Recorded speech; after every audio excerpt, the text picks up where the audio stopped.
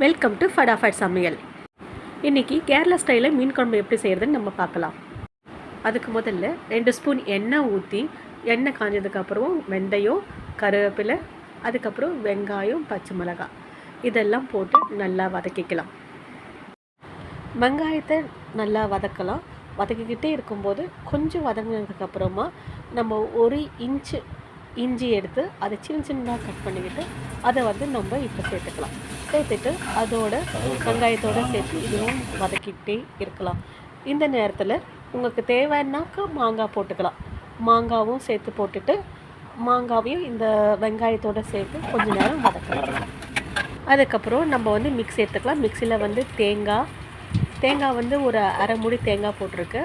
அதை சின்னதாக கட் பண்ணிக்கலாம். அது கூட தக்காளி 2 தக்காளி, அது கூட ஒரு ஸ்பூன் மிளகாத்தூள், அதுக்கப்புறம் அரை ஸ்பூன் மஞ்சத்தூள், அதுக்கப்புறம் 2 ஸ்பூன் தனியாத்தூள், அதுக்கப்புறம் 1 டீஸ்பூன் சோம்பு.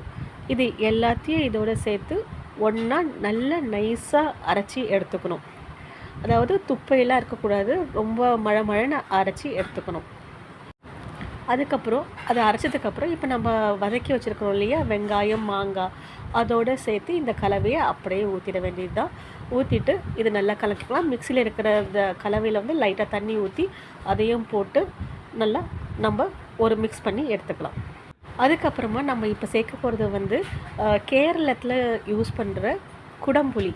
இது வயிற்றுக்கு ரொம்ப நல்லது சொல்லுவாங்க. நம்ம யூஸ் பண்ணுற அந்த புளி இல்லை, இது குடம்புளி வயிற்றுக்கு ரொம்ப நல்லது சொல்லுவாங்க. இது காரம் அவ்வளோவா இருக்காது. அது குழம்புல ஊற இன்னும் டேஸ்ட் ரொம்ப நல்லாயிருக்கும். அப்புறம் தேவையான அளவு உப்பு இதெல்லாம் சேர்த்துட்டு ஒரு தடவை கலக்கி விட்டுட்டு குழம்பை மூடி வச்சிடலாம்.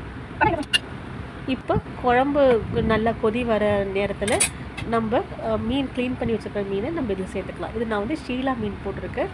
இந்த மீனை போட்டுட்டு நம்ம ஒரு லைட்டாக எல்லாம் இந்த கலவையில் கலக்கிற மாதிரி ஒரு தடவை, ரொம்பலாம் கலக்கக்கூடாது, லைட்டாக இப்படி கலக்கிட்டு நம்ம க்ளோஸ் பண்ணி வச்சிடலாம். இது வேகிறதுக்கு ஒரு 5 மினிட்ஸ் போதுங்க. இப்போ குழம்பு தனியாக எடுத்து வச்சுட்டு இப்போ லாஸ்ட்டாக அடுப்பில் பேன் வச்சுட்டு அதில் தேங்காய் எண்ணெய் சேர்த்துக்கோங்க. தேங்காய் எண்ணெய் போட்டால் தான் அந்த ஸ்மெல் செம்மையாக இருக்கும். தேங்காய் எண்ணெய் 1 ஸ்பூன் தேங்காய் எண்ணெய் சேர்த்துட்டு கருவேப்பிலை போட்டு, கருவேப்பிலை வந்ததுக்கப்புறம் அந்த வெடிச்சு வந்ததுக்கப்புறம் இதை அந்த நம்ம செஞ்சு வச்சுருக்க குழம்பு மேலே அப்படியே ஊற்றணும். இந்த மீன் குழம்பு சூப்பராக இருக்குங்க. ஒரு தடவை ட்ரை பண்ணி பாருங்கள்.